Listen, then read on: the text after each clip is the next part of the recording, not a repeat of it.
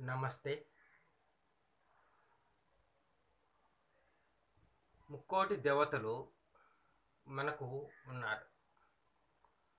కొందరు ముక్కోటి దేవతలు ఎందుకు అని కొందరు ప్రశ్నిస్తూ ఉంటారు.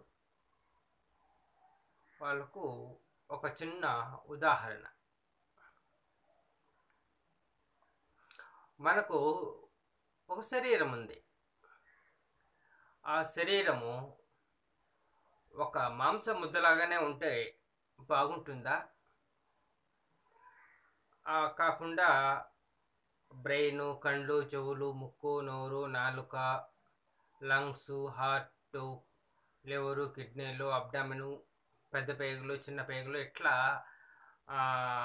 నాడులు, రక్తము, ఎముకలు, చర్మము, ఇట్లా రకరకాలుగా భాగాలు ఉన్నాయి, అవయవాలు ఉన్నాయి. వాటి పనితీరులు కూడా వేరే వేరేగా ఉన్నాయి. మళ్ళీ ఒక హార్ట్ తీసుకుంటే మళ్ళీ దాంట్లో 4 భాగాలు ఉంటాయి. దాని ఒక్కొక్క భాగం కూడా రకరకాలుగా ఫంక్షన్స్ ఉంటాయి. లంగ్స్ వాటి పనితీరు వేరు, హార్ట్ పనితీరు వేరు. కళ్ళు కూడా మళ్ళీ 3-4 పార్ట్లు ఉన్నాయి. వాటిలో కూడా ఒక్కొక్కటి ఒక్కొక్క పనితీరు పని చేస్తూ ఉంటాయి.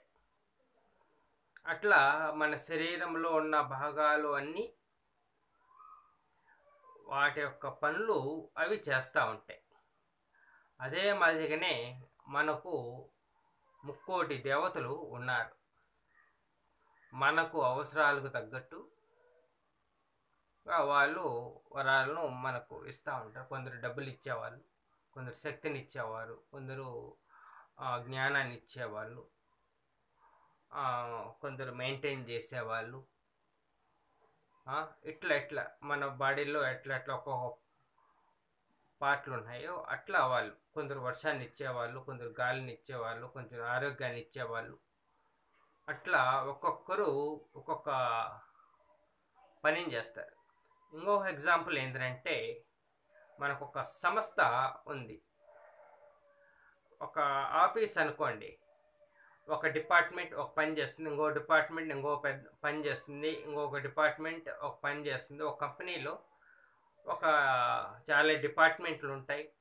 ఆ డిపార్ట్మెంట్లో కూడా చాలామంది ఉంటారు. ఒక్కొక్క డిపార్ట్మెంట్లో వాళ్ళంతా చాలా చాలా చక్కగా వాళ్ళ పనులు చేస్తూ ఉంటారు. అలా చేయడం బట్టే ఆ సంస్థ రన్ అవుతూ ఉంటుంది, లాభాలు వస్తూ ఉంటాయి. అదే మాదిరిగానే మనకు ముక్కోటి దేవతలు ఉన్నారు. వాళ్ళు మనకు సహాయం చేస్తూనే ఉంటారు. కాబట్టి ఈ చిన్న ఉదాహరణను అర్థం చేసుకోవాల్సి ఉంటుంది. మనకు డబ్బులు కావాలనుకోండి, లక్ష్మీనారాయణను మనం ప్రార్థిస్తాం. అదే శక్తి కావాలనుకో శివపార్వతులను, జ్ఞానం కావాలంటే బ్రహ్మాది సరస్వతి దేవతలను అట్లా మనము ప్రార్థిస్తూ ఉంటాం. మన భూమి బాగా పండాలంటే భూదేవిని, వర్షాలు కావాలంటే వరుణదేవుని, ఇంకా అట్లా మనకు కావాల్సిన విధంగా మనకు బాగా ఆరోగ్యం కావాలి అంటే సూర్యుల్ని, చంద్రుల్ని అని మనం ప్రార్థిస్తూ ఉంటాం. అంటే మిగతా దేవులను ప్రార్థిస్తే వాళ్ళు ఇవ్వరని కాదు, వాళ్ళు ఇస్తారు. మనం స్పెసిఫిక్గా పక్కాగా చెప్పుకోవాలంటే ఒక్కొక్క భగవంతుడికి ఒక్కొక్క కొన్ని ప్రాపర్టీస్ ఉంటాయి. వాళ్ళు తగ్గట్టుగా వాళ్ళు ఇస్తారు, వేరే కోరికలను కూడా తీరుస్తారు. కాబట్టి మనకు ముక్కోటి దేవతలు ఉండడం వలన ఎన్ని బెనిఫిట్స్ ఉన్నాయో చూడండి. ఒకే దేవుడు ఇవన్నీ కూడా ఇస్తారు. కాబట్టి మన శరీరంలో ఎన్ని నాడులు ఎన్ని ఉన్నాయో, అవయవాలన్నీ ఎన్ని ఉన్నాయో, ఎన్ని సెల్స్ ఉన్నాయి, ఎన్ని టిష్యూస్ ఉన్నాయి.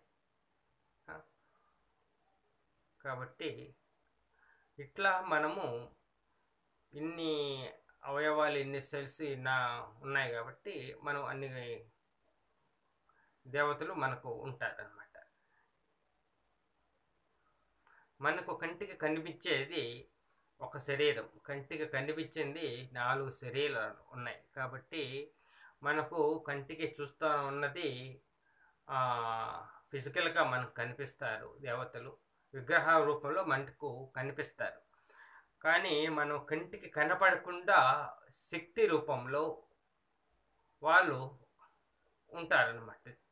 ఇంకా చెప్పండి, జ్యోతి స్వరూపంలో కూడా మనకు ఉంటారనమాట. జ్యోతి వెలుగుతూ ఉంటుంది, దాని చుట్టుపక్కల ఒక ప్రకాశము ఉంటుంది. అది కొంత దూరం పోయినాక అక్కడ లైటింగ్ కనిపిస్తుంది, కానీ ఇక్కడి నుంచి అక్కడికి వెళ్ళే కిరణం కనిపించదు. సూర్యుడు మనకు ఫిజికల్గా కనిపిస్తారు, సూర్యకిరణము మనకు సామాన్యంగా కంటికి కనిపించదు. కాబట్టి కనిపించినంత మాత్రాన దేవులు లేరు అని అనుకోవడానికి లేదు. కాబట్టి మనకు ముక్కోటి దేవతలు ఎందుకు ఉన్నారు ఈ మాదిరిగా అని ఎవరన్నా క్వశ్చన్ వేస్తే ఈ ఉదాహరణలు మీరు ఇతరుల వాళ్ళకు చెప్పగలిగితే సరిపోతుంది. కాబట్టి దేవతలను అర్థం చేసుకోవాలి, వాళ్ళపైన ధ్యాస ఉంచాలి. ఓం నమో వెంకటేశాయ.